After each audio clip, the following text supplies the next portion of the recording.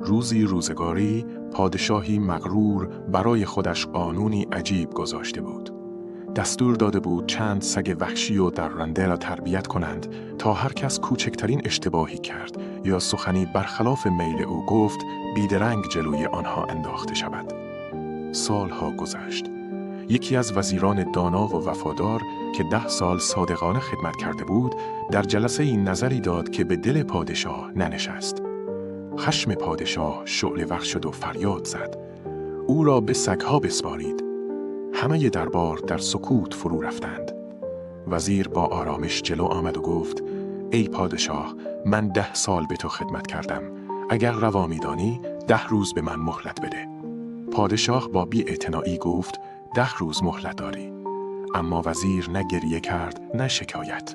به سراغ نگهبان سگها رفت و گفت میخواهم این 10 روز را در کنار این سگها باشم و از آنها نگهداری کنم. نگهبان با تعجب پرسید چه سودی برایت دارد؟ وزیر لبخند زد و گفت به زودی خواهی دید. او هر روز برای سگها غذا آورد، زخمهایشان را شست، محل خوابشان را تمیز کرد و با آنها مهربان بود. سگهایی که به خشونت عادت داشتند کم کم آرام شدند. 10 روز گذشت. روز اجرای حکم فرا رسید. پادشاه بر جایگاه نشست تا صحنه را تماشا کند. وزیر را به میان سگ‌های گرسنه انداختند. همه انتظار داشتند در یک لحظه تکه تکه شود. اما اتفاقی باور نکردنی رخ داد. سگ‌ها به سمت او دویدند، اما نه برای حمله. دور او حلقه زدند، دم تکان دادند و سر بر پایش گذاشتند. همه معی در میان جمعیت پیچید. پادشاه با چهره‌ای مبهوت فریاد زد. با آنها چه کردی؟ وزیر آرام پاسخ داد.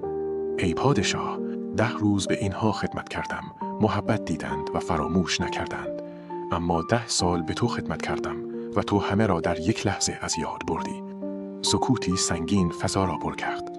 پادشاه سرش را پایین انداخت و دستور آزادی وزیر را صادر کرد. گاهی وفاداری را باید در عمل نشان داد، نه در مقام و قدرت.